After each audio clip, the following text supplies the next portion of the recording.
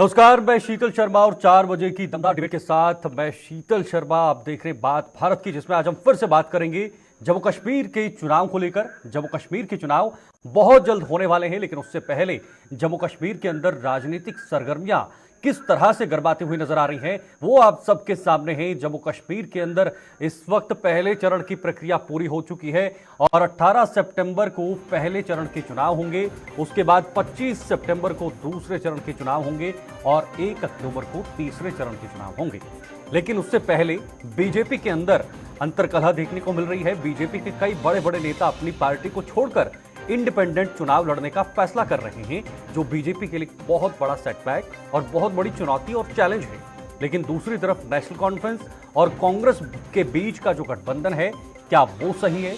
क्या उस पर कोई भी अब अंदरूनी मनमुटाव देखने को नहीं मिल रहा है? हालांकि जब से बीजेपी ने इस गठबंधन को लेकर सवाल उठाए हैं और कई सवाल कांग्रेस के सामने रखे हैं, जरूर उसके बाद कांग्रेस जो है वो बैकफुट पर नजर आ रही है। लेकिन इसका फायदा क्या बीजेपी को होगा या फिर दोनों पार्टियां मिलकर, नेशनल कॉन्फ्रेंस और जो कांग्रेस है, वो बीजेपी को इस बार पटखनी देने में कामयाब रहेंगे?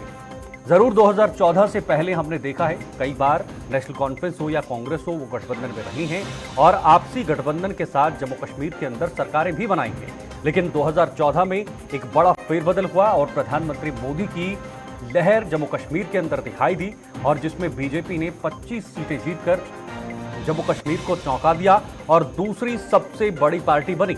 लेकिन वोट शेयर के मामले में बीजेपी पहली सबसे बड़ी पार्टी बनी, यानी पीडीपी की 28 सीटें थी, बीजेपी की 25 सीटें थी। लेकिन पीडीपी का वोट शेयर बीजेपी से कम था। लेकिन यहां की परिस्थितियां कुछ अलग है।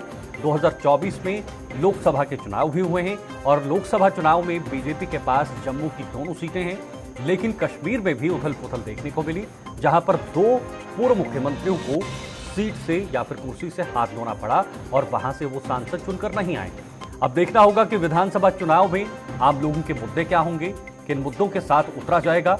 एक तरफ से बीजेपी धारा 370 को हटाकर जम्मू कश्मीर वासियों को तोहफे देने की बात कर रही है, लेकिन दूसरी तरफ नेशनल कॉन्फ्रेंस 370 और 35A को वापस लाने की बात कर रही है और साथ ही साथ मैनिफेस्टो में पाकिस्तान से बातचीत करने की बात भी कही है। इतना ही नहीं, कश्मीर के अंदर खास तौर पर PSA एक्ट जो कहीं ना कहीं लोगों पर लगता था, उसको भी वापस लेने की बात अपने मैनिफेस्टो में कही है। दूसरी तरफ बीजेपी ने पहाड़ी लोगों को ST का आरक्षण देकर एक बड़ा दांव खेला है। ये तमाम मुद्दे हैं, लेकिन उसके अलावा छोटे छोटे मुद्दे, जिसमें बेरोजगारी हो, बिजली का मुद्दा हो, जो इस वक्त जम्मू कश्मीर के अंदर काफी सुर्खियों में बना हुआ है, स्मार्ट मीटर्स का मुद्दा हो, ये छोटे छोटे मुद्दे हैं। ये बीजेपी के लिए कितने भारी हो सकते हैं, ये तो आने वाला वक्त बताएगा। 18 से चुनाव शुरू होंगे, 4 को परिणाम सामने आएंगे। तो फिलहाल वर्तमान स्थिति पर चलते हैं। रविंद्र रैना, जो भारतीय जनता पार्टी के प्रदेश अध्यक्ष हैं, उन्होंने पार्टी को लेकर और पार्टी की स्थिति को लेकर क्या कुछ कहा है, और साथ ही साथ पूर्व मुख्यमंत्री उमर अब्दुल्ला ने भी ये कहा है कि ये चुनाव तो हम लड़ेंगे, लेकिन इन चुनावों को हम महत्व नहीं देंगे, इस असेंबली को हम महत्व नहीं देंगे, क्योंकि पावर्स हमारे पास नहीं रहेंगी, पावर्स लेफ्टिनेंट गवर्नर के पास रहेंगी, तो ऐसे में इन चुनाव को कोई महत्व नहीं। पहले उमर अब्दुल्ला ने चुनाव लड़ने से मना किया था, लेकिन अब अचानक चुनाव लड़ने का मन बनाया है। पहले आप सुनिए इन दोनों बड़े नेताओं ने क्या कुछ कहा है, उसके बाद आज की चर्चा भी शुरू करेंगे। भारतीय जनता पार्टी के सभी कार्यकर्ता एकजुट होकर एक परिवार की तरह, सर परिवार दिख नहीं रहा है ना, टीम की तरह ग्राउंड पे परिवार दिख नहीं रहा, परिवार बिखर गया। निर्णय करेगी। मैं पार्टी का एक सच्चा सिपाही हूँ, पार्टी के हर आदेश का पूरी ईमानदारी के साथ पालन करूंगा। देखिए मेरी बात सुनिए, अपने परिवार में अगर कोई अपनी बात रखता है तो हर एक को बात रखने का अधिकार है। यही तो हमारी डेमोक्रेसी है, इंटरनल डेमोक्रेसी भारतीय जनता। और मनाते सिर्फ आप ही हैं सर। देखिए, चूंकि मैं पार्टी का अध्यक्ष हूं और मेरी जिम्मेवारी है और मैंने बड़ी मेहनत से पिछले 7 साल अध्यक्ष के नाते भारतीय जनता पार्टी को आसमान की बुलंदियों तक पहुंचाया। करने जा रहे हैं, उस लड़ाई में असेंबली का अपना ही रोल है और मैं लोगों से क्या कहूं कि वो इस असेंबली को माने, इस असेंबली को वोट दें, इस असेंबली में मेंबर चुने, लेकिन मैं इस असेंबली को नहीं मानता। जो लोग ये बात करते हैं उन्हें तो अपने रिश्तेदार खड़े किए। जो मेरे खिलाफ ये इल्ज़ाम लगाते हैं, किसी ने बेटा, किसी ने बेटी, कोई ना कोई तो रिश्तेदार उन्होंने रखा। अगर वो अपने ही प्रिंसिपल्स के इतने बड़े पाबंद हैं तो फिर तो उनको पूरी तरह से इससे बाहर रहना चाहिए था। खुद बाहर रह के किसी रिश्तेदार को रखने का क्या फायदा। मैं मान के चलता हूं कि फिलहाल इस असेंबली में उतनी ताकत नहीं है जितनी ताकत होनी चाहिए, लेकिन हम इस असेंबली के जरिए ही इस असेंबली को और ज्यादा मजबूत कर सकते हैं।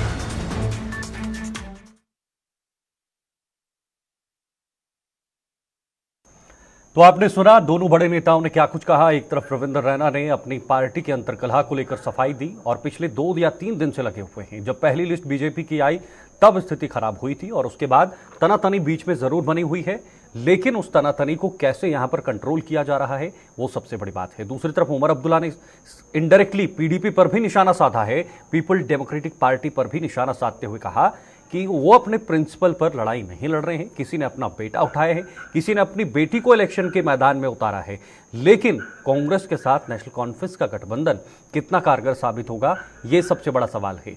आज हमारे साथ कुछ मेहमान जुड़ चुके हैं, आज की चर्चा भी शुरू करेंगे। मेरे साथ इस वक्त राकेश पंत जी हैं, बीजेपी नेता हमारे साथ जुड़ चुके हैं, और नीलोफर मसूद जी प्रवक्ता एनसी थोड़ी देर में जुड़ेंगे, लेकिन आदर्श गुप्ता जी वरिष्ठ पत्रकार वो भी इस वक्त हमारे साथ ज्वाइन हो चुके हैं। मैं फिलहाल 2 लोगों के साथ आज चर्चा शुरू करूंगा, लेकिन थोड़ी देर में नीलोफर जी भी हमारे साथ बनेगी। उससे पहले आप दोनों का बहुत बहुत स्वागत आज की इस खास चर्चा में, इस विषय पर हमारे साथ जुड़ने के लिए। राकेश जी, आपसे शुरुआत करेंगे। जिस तरह से रविंद्र रैना कह रहे हैं कि पिछले 6 साल से मैंने पार्टी को जिन बुलंदियों पर पहुंचाया है, जिस आसमान पर पहुंचाया है, वो मैंने पिछले 6 साल से लगातार पार्टी के लिए काम किया है, लेकिन जैसे ही विधानसभा चुनाव आए, सामने आए, एक पहली लिस्ट जब आपकी आई तो उथल पुथल पार्टी के अंदर देखने को मिली।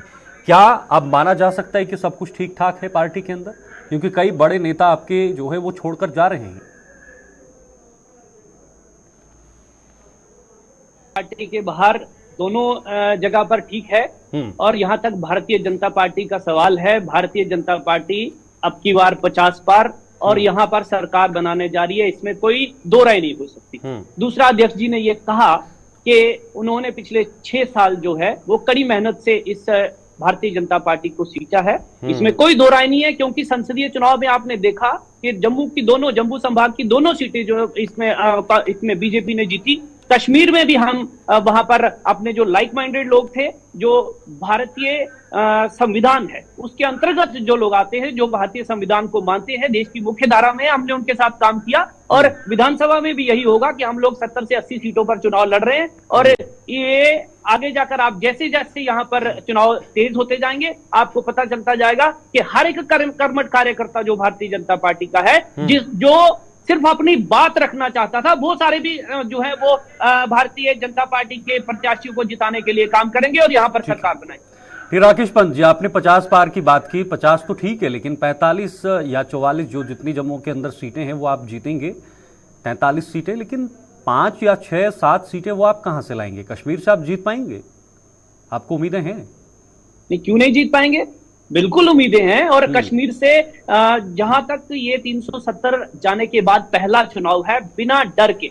आपने संसदीय चुनाव में भी देखा कि पूरे विश्व ने इस चीज के लिए शुभकामनाएं दी कि जम्मू में वोट शेयर जो है वो बड़ा है, लोगों ने बहुत ज्यादा तादाद में आकर इस पर्व में, जो चुनाव का पर्व होता है, उसमें हिस्सा लिया है। तो मैं समझता हूं कि इस बार भी यही होगा। कश्मीर में भारतीय जनता पार्टी और कमल जो है वो खिलेगा, और वहां से भी हम लोग जिन सीटों पर हम चुनाव लड़ रहे हैं वो जीत कर आएंगे। तो मतलब आपको राकेश जी ये भी उम्मीद है कि जम्मू की सभी सीटें आप जीत रहे हैं, जम्मू में आपको कोई नुकसान नहीं हो रहा? देखिए, जो युद्ध क्षेत्र में होता है या जो इस तरह की तैयारी करता है, जिस तरह हम एक रणनीति के तहत काम कर रहे हैं, तो हमें लगता है कि भारतीय जनता पार्टी जो है वो ज्यादा से ज्यादा सीटें जीतकर सरकार बनाएगी। ठीक है, हर पार्टी का ये कहना होता है और आपका ये कर्तव्य बनता है कि आप पार्टी के लिए क्या कुछ कहते हैं, लेकिन जमीन पर लोग इसको तय करेंगे कि कौन सीटें कितनी जीतेगा। फिलहाल नीलोफर जी हमारे साथ नेशनल कॉन्फ्रेंस से प्रवक्ता जुड़े हुई हैं। नीलोफर जी, बहुत बहुत स्वागत है। थोड़ी सी देर हुई लेकिन आप जुड़ चुके हैं। नीलोफर जी, नेशनल कॉन्फ्रेंस के उपाध्यक्ष जो आपके हैं, या पूर्व मुख्यमंत्री उमर अब्दुल्ला, उन्होंने कहा कि हम इन चुनावों को मान्य नहीं मानेंगे, इन चुनावों की कोई मान्यता नहीं। ये चुनाव हैं तो हैं, असेंबली में कोई मतलब नहीं इन चीज़ों का, क्योंकि पावर नहीं रहेगी हमारे पास। डेमोक्रेटिक इस आज़ादी के इस हिस्से में, लोकतांत्रिक हिस्से में जो चुनाव होते हैं, वो चुनाव कितने महत्वपूर्ण होते हैं ये शायद आप भी जानते हैं और सारे लोग जानते हैं, जनता भी जानती है। तो क्या उमर अब्दुल्ला का कॉन्फिडेंस डगमगा गया है लोकसभा चुनाव में हार के बाद? देखिए, ऐसी कोई बात नहीं है, कॉन्फिडेंस तो डगमगा नहीं गया है, क्योंकि आपने अभी देखा होगा हाल ही में जो लोकसभा के इलेक्शन हुए उसमें बेस्ट परफॉर्मेंस जो थी जमीनी सतह पर वो जम्मू कश्मीर नेशनल कॉन्फ्रेंस की थी। एक आध सीट हारने से कोई इफेक्ट नहीं पड़ता है पार्टी को, रेस्पेक्ट करते उस मैंडेट सीट तो नहीं हारी आपने, पूर्व मुख्यमंत्री जिन्होंने को दिया गया हो, पूर्व मुख्यमंत्री रह चुके हैं उमर अब्दुल्ला। करने दीजिए, यहाँ राजनीति बैठे हुए शायद याद नहीं है, 370 के बाद ये पहला इलेक्शन नहीं है, इससे पहले भी लोकसभा के इलेक्शन हुए, कुछ शायद ये भूल गया है, जिसमें उनको भूल गया कि इनको अपने कैंडिडेट मिला नहीं कश्मीर में। मैं विधानसभा की बात कर रहा था, संसदीय चुनाव की बात नहीं कर रहा। 370 पार हो जाएंगे, 370 पार तो हुआ नहीं, तो यहाँ ये कैंडिडेट ढूंढे तो देख लेंगे, उनकी जमानतें इंशाल्लाह जब्त हो जाएगी, क्योंकि इनकी कथनी और करनी में इतना ज्यादा फर्क है, पूरे देश भर में इन्होंने कंफ्यूजन कर दिया है। उस कंफ्यूजन को मद्देनजर देखते ही आप देख लीजिए कि जो हमारी अपोजिशन आज कितनी स्ट्रांग है, क्योंकि ये अभी भी उस गलतफहमी में है कि लोग हमारे साथ है। अगर लोग इनके साथ होते, इनको कॉन्फिडेंस होता, तो हाल ही के जो इलेक्शन हुए उसमें लोकसभा की सीटों पर शायद कमल का फूल खिल जाता कश्मीर में, लेकिन उनको पता है इनकी जमीनी सतह पर कोई ऐसी साफ नहीं है। हर कोई इलेक्शन देखे जो होता है वो इम्पोर्टेंट होता है, लेकिन जिस तरीके से इलीगल तरीके से एलजी को यहाँ पर एम्पावर किया गया है just to demean the powers of the जो भी सरकार होगी, उनके पावर्स को डिमीन करने के लिए, उनको डिसएम्पावर करने के लिए उनको एलजी को एम्पावर किया गया है।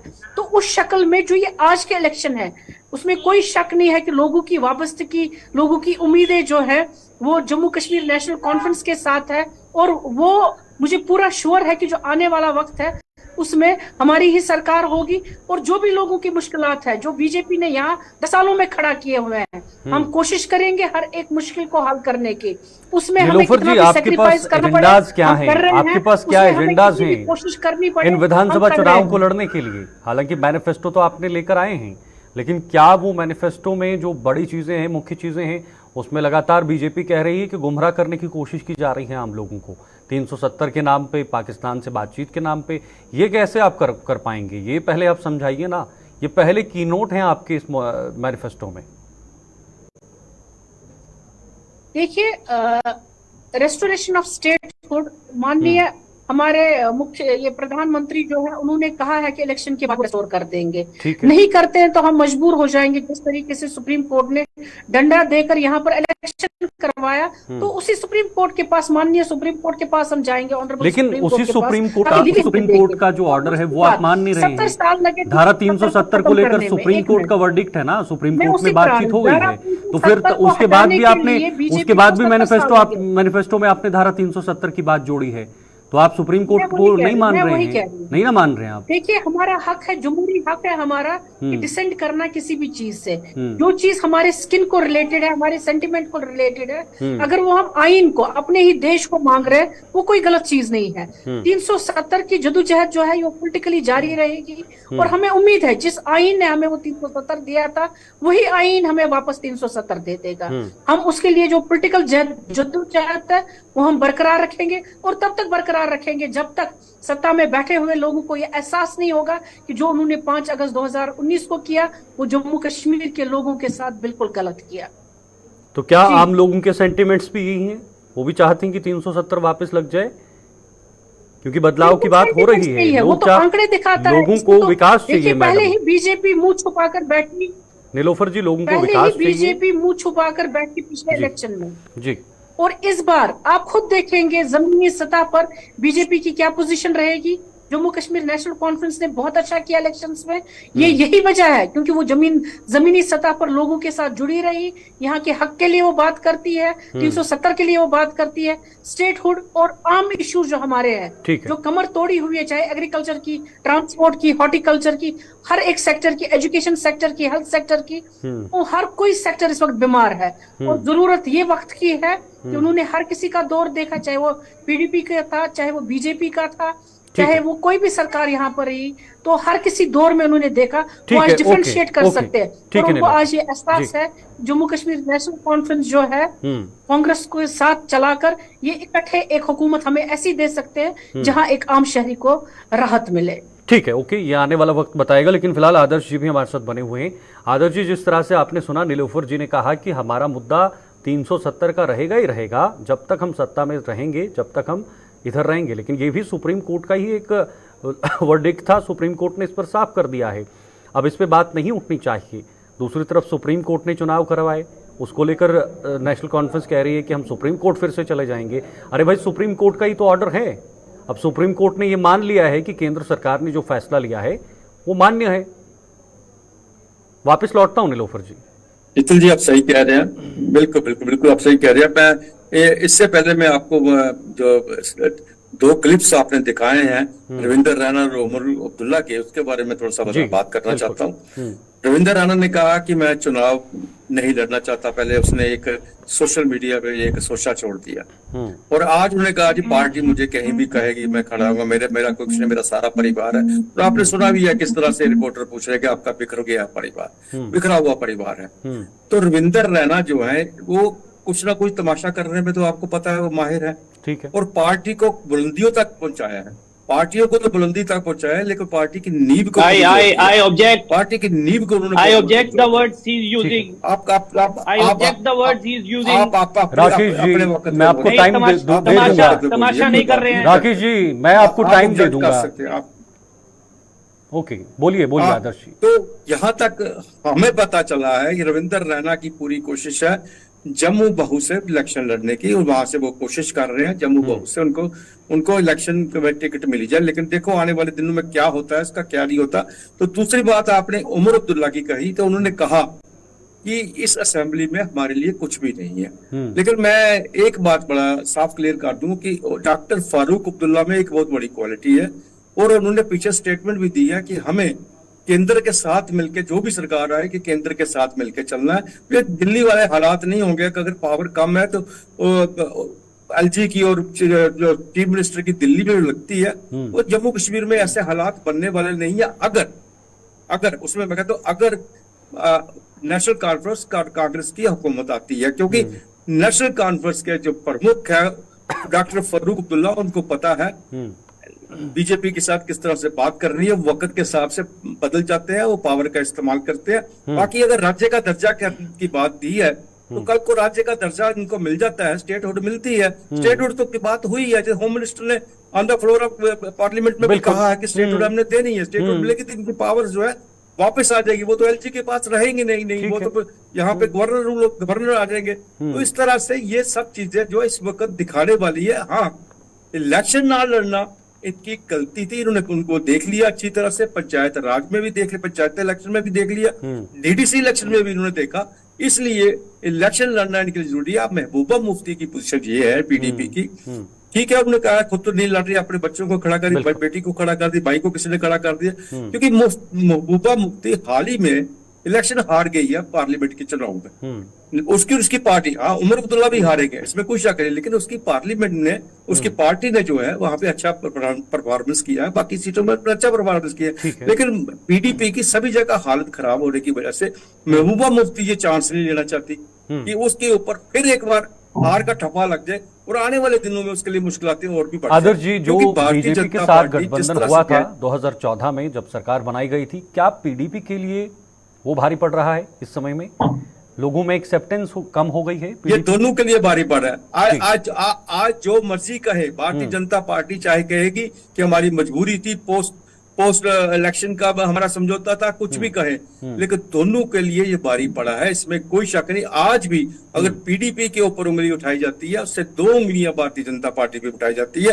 अगर उस वक्त चुनाव में चाहते थे, क्या था, क्या किया उन्होंने उन 3 सालों में? जो कुछ भी चेंज लाई आपने 3 साल के बाद लाई, हुकूमत खत्म होने के बाद, धारा 370 हो, 3500 हो, कुछ भी हो, वाल्मीकि का हो, जितना भी हो, जितना भी यहाँ पे डेवलपमेंट हुई है, 3 साल के बाद हुई, जब तक महबूबा मुफ्ती थी उसके तो उनके तो शैडो बन के चल रहे थे ये। ठीक है। कार्य भी उनके डिप्टी सीएम जो बैठे होते ऐसे ही बैठे, उनके अपनी क्या पार्टी के जैसे वो ब्लॉक प्रेसिडेंट बैठा होता है वहां पे, ये उनके हालात बना दिए थे उसने। ठीक है, ओके। तो ये तो दोनों के लिए बुरी अच्छी बात नहीं थी। जी जी राकेश जी, आप जवाब देना चाह रहे थे। मैं आदर्श जी बड़े वरिष्ठ पत्रकार हैं, मैं हमेशा उनको सुनता हूं और उनका सम्मान भी करता हूं, लेकिन जिन शब्दों का उन्होंने प्रयोग किया कि ये शोषा छोड़ने वाला, ये भारतीय जनता पार्टी की ना तो पद्धति रही है, ना वो इस तरह शोषा छोड़ना चाहती है। हम लोग जमीनी स्तर पर काम कर रहे हैं। आपने नहीं सुना रविंदर रैना ने कहा कि मैं चुनाव नहीं लड़ूंगा? आपने नहीं सुना ये बात? आपने नहीं सुनी? आज वो कह रहे हैं कहीं से भी चुनाव लड़ाए, तो ये क्या है? ये क्या है? सियासत में यही तो बात है, जो बात नहीं करनी सुन लीजिए, अब आप सुन लीजिए सुन लीजिए पहले आम शब्दों में सुन लीजिए, गाली नहीं है, ये बुरी बात नहीं है। जो एक्चुअल राकेश जी जो रविंदर रैना ने कहा है वो आदर्श जी ने कहा, इसमें कोई गाली तो नहीं दी मैंने उनको, मैं उसी पर आ रहा हूँ, मैं उसी पर अरे भाई मैं उसी पर आ रहा हूँ कि रैना साहब ने ये कहा है पहले कि आपने कहा कि उन्होंने ये कभी कहा कि वो चुनाव जो है वो नहीं लड़ना चाहते। यहाँ भारतीय जनता पार्टी की चुनाव के जो प्रत्याशी हैं वो चुनने की भी एक पद्धति है। हम लोग मंडल से शुरू होते हैं, फिर उसके बाद जिला पे जाते हैं और फिर पार्लियामेंटरी बोर्ड होता है ऊपर, वो डिसाइड करता है कि कौन सा कार्यकर्ता चुनाव लड़ेगा और कौन सा कार्यकर्ता। राकेश जी उसका नमूना तो हम लोग देखा जब आपकी पहली लिस्ट जारी हुई थी। 3 दिनों से उसी पद्धति को हम देख रहे हैं, 3 दिनों से राकेश उसी जी पद्धति को देख रहे हैं, पहली लिस्ट आई और 1 घंटे के अंदर वापस चले गई थी। इतनी बड़ी पार्टी है आपकी पद्धति जब नीचे से ऊपर लेकर बिल्कुल एक प्रक्रिया रहती है। इतनी बड़ी पार्टी है, बिल्कुल इतनी बड़ी पार्टी है, इसीलिए कंपटीशन है हमारे पास निष्ठावान कार्यकर्ताओं की और जम्मू कश्मीर के लोगों की सेवा करने के लिए एक से एक बड़ा कार्यकर्ता और परिश्रमी प्रत्याशियों को लेकर बात क्यों नहीं हो रही है सर? ज्यादा होता है। मैं प्रत्याशियों को लेकर बात क्यों नहीं बन रही है? यहाँ पर आपको जो चीजें आप देख रहे हैं वो ये भी हो सकता है कि कंपटीशन ज्यादा है, एक जगह पे 3 प्रत्याशी होते हैं, लेकिन चुनाव में एक ही आदमी जो है उसको पार्टी का मैंडेट मिलता है। लेकिन आप तो 24/7 तैयार रहने वाले लोग हैं सर। राकेश जी हमने हम लोग पिछले 46 ईयर से ज्यादा हो गया मुझे इलेक्शन देखते हो, जब भी ये चीजें टिकट देने से पहले होती है, बवाल साहब से पहले होती है, स्ट्रेंथ तो उससे पहले ज्यादा दिखाई जाती है, सब कुछ पहले होता है। टिकट देने के बाद भारतीय जनता पार्टी के अंदर कम से कम उससे उम्मीद नहीं थी कि ऐसा होगा, किसी और से हो सकती है, लेकिन भारतीय जनता पार्टी से हमें उम्मीद नहीं थी। अगर नेशनल कॉन्फ्रेंस ने 90 सीटों पर अपने कैंडिडेट खड़े करने थे, समझौता करने के बाद उनके 51 सीटों को है, बाकी उनसे भी तो नाराज है ना। कांग्रेस के अगर 43 जो वहां पे आए हैं उनसे भी तो बाकी के नाराज है ना। उन्होंने किसी की आवाज सामने नहीं आई, जिस तरह से खुल के आपने तो मीडिया को अंदर आना बंद कर दिया। आज आप वार रूम खोल रहे हैं, अपने ऑफिस में बोर्ड लगा दिया, मीडिया नहीं आ सकता, वहां पे लिख के लगा दिया। आज वार रूम खोल रहे हैं, आप किसको बुला रहे हैं? अरे आप सोच समझ के नहीं चल रहे, आप स्टेप बाय स्टेप जब चल रहे हैं उसके ऊपर आपके लिए प्रॉब्लम्स आ रही हैं। हम ये इस बात की हैरानगी है 24/7 जो कहते थे हम तैयार है चुनाव के लिए, 360 दिन हम बिल्कुल तैयार है। उनको क्या प्रॉब्लम आ गई? उनको तो आनी नहीं चाहिए थी, ये चीजें आनी नहीं चाहिए थी। उनका संगठन इतना मजबूत है, दुनिया की सबसे बड़ी पार्टी है ये, हिंदुस्तान की सबसे बड़ी पार्टी है ये। कितनी स्टेटों में हुकूमत है, केंद्र में उनकी हुकूमत है, जम्मू कश्मीर में उनकी हुकूमत है, इनडायरेक्ट वे से उनको तो आनी नहीं चाहिए चीजें। ये कैसे हो रहा है? राकेश जी कैसे हो रहा है? क्या पार्टी में सहमति नहीं बन रही है? आप कार्यकर्ताओं को समझा नहीं पा रहे हैं? नहीं, पार्टी में बिल्कुल सहमति है और जो भी प्रत्याशी अभी भारतीय जनता पार्टी ने उतारे हैं वो बाकी लोग जो है वो संगठन के लिए काम करते हुए उनकी विजय के लिए काम करेंगे। इसमें कोई भी मुझे लगता है कि अतिशयोक्ति नहीं होनी चाहिए। रही बात कि इतना सारा आपको यहाँ देखने को मिल रहा है कि भारतीय जनता पार्टी के कार्यालय में ये अपना रिपोर्टर्स का आना मना कर दिया, या जो आपको प्रदर्शन यहाँ पर देखने को मिल रहे हैं, तो शांतिपूर्ण तरीके से अगर कोई अपनी बात रखता है, कार्यकर्ता अगर रखता है, तो इसमें बुराई क्या है? और यहाँ भारतीय जनता पार्टी के वरिष्ठ नेता जो है वो उनकी बात सुन भी रहे हैं। और आपने बाकी जगह भी देखा कि जो छुटपुट चीजें हुई वो सारी जो है वो आप संगठन एकदम उनकी जीत के लिए काम करने लगा है। तो राकेश जी आप खाली जम्मू की बात ना करिएगा। पहले चरण में चुनाव वैली में चुनाव होने हैं, किश्तवाड़ डिस्ट्रिक्ट में कितना फेरबदल हुआ है, कितने लोगों ने वहां से बीजेपी को रिजाइन किया है, ये तमाम चीजें निकलकर सामने आ रही है ना। बिल्कुल बिल्कुल आ रही है। मैं आपकी बात को दरकिनार नहीं कर रहा हूं, लेकिन उसके साथ साथ आप ये भी देखिए कि जो लोग कल तक किसी प्रोटेस्ट का हिस्सा थे या जो लोग नाराज चल रहे थे, वो आज सारे के सारे इकट्ठा है। बाथरूम खोलने के समय भी और कटरा अभी अध्यक्ष जी का दौरा हुआ, वहां सब लोग इकट्ठा है और भारतीय जनता पार्टी की जीत के लिए काम कर रहे हैं, जम्मू कश्मीर में सरकार बनाने के लिए काम कर रहे हैं। ओके, नीलोफर जी आप कुछ कहना चाह रहे थे? मैं एक छोटी ठीक है, छोटा सा 10 सेकंड आपसे लूंगा। मैंने भारतीय जनता पार्टी के अंदर जितने भी प्रचारक आते थे, जितने भी यहाँ पे आते थे, मैंने इनके नेताओं को उनके घर में रहते हुए देखा है, उनके घर में रह के जेब से पैसे खर्च करके काम करते हुए देखा है, अपनी जेब से पैसे खर्च करते थे। आज पहली बार 5 स्टार का कल्चर आया है इनमें। आज पहली बार खुल के लोगों ने कहा है कि टिकटें बिकी हैं। मैं नहीं कह रहा ना, ये मैं नहीं कह रहा ना, और मुझे दुख हो रहा है इस भारतीय जनता पार्टी का। ये बात नहीं है कि हमने भारतीय जनता पार्टी को देखा नहीं है, हमने भी देखा है भारतीय जनता पार्टी को। आप पैदा भी नहीं होंगे तब से हमने भारतीय जनता पार्टी जनसंघ को जो मैं इसका जवाब ले लेता हूं। आज पहली बार उन पे ऊपर इल्जाम लग रहा है कि पैसे खा रहे हैं, अटैची जा रहे हैं, ठीक है, और किसी का मकान बन रहा है वहां। आदर्श आप बहुत बड़ी बात कर रहे हैं, ये बातें क्यों सामने आनी? ठीक है, ये बहुत बड़ी बातें राकेश जी, मैं इसका पूरा आपसे जवाब लूंगा, लेकिन नीलोफर जी कुछ कहना चाह रही हैं, उसके बाद आपके पास आऊंगा। नीलोफर जी देखिए, आदर्श जी ने अभी कहा कि इससे पहले जो इलेक्शंस थे हमने बाइकआउट किए। देखिए, जो पहले बाइकआउट हुआ 5 अगस्त 2019 से पहले जो हमारे लोकल बॉडी के इलेक्शन थे, एक मैसेज देना चाहते थे यहाँ की मेन स्ट्रीम पॉलिटिकल पार्टीज, ताकि एक मैसेज चली जाए गवर्नमेंट ऑफ इंडिया को कि हमारे भी हक है, हमारे हुकूक है, इनको एब्रोगेट करने से पहले उनको सोचना चाहिए। लेकिन अनफॉर्चुनेटली वो हुआ नहीं। 5 अगस्त 2019 को जितने भी हमारे राइट्स थे, जितने भी हमारे प्रिविलेजेस थे, वो छीन लिए गए। उसके बाद जो इलेक्शन आए, डीडीसी के इलेक्शन, हमने कभी सत्ता को पाने के लिए या पावर में रहने के लिए कोई ऐसी नीति नहीं अपनाई है जहां हमें अपने ही लोगों को धोखा देना पड़े।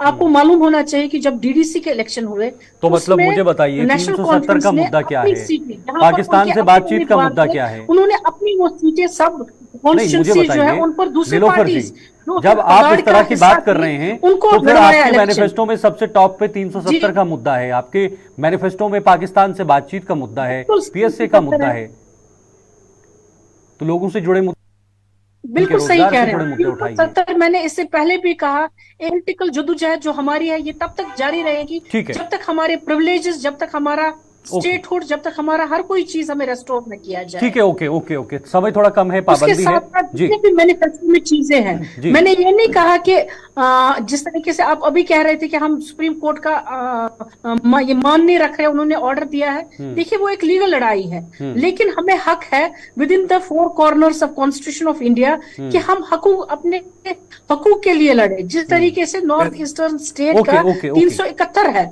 वहां पर उनको कुछ प्रिविलेज दे दिए गए हैं, तो हम भी हक रखते हैं। राकेश जी 10 सेकंड है आपके पास, दे रहा है, ठीक है, तो क्यों न मांगे? राकेश जी 10 सेकंड, आदर्श जी का जवाब बहुत बिल्कुल। अभी जो बिल्कुल आदर्श जी ने जो अभी बात कही कि अटैची जा रही है, ये आ रही है, मैं आपको सिर्फ इतना बताना चाहता हूं कि क्या किश्तवाड़ में जो हमारी टिकट जिनको दी गई है, तो उनके परिवार के लोगों ने वहां बलिदान दिया, तो क्या वहां अटैची गई है? ये ऐसा नहीं है। ये जो बाहर चलती है जहाँ ये लोग या आपके ऑफिस के बात, ये सारे लोग कह रहे हैं, ये लोग भी बातें उठा रहे हैं।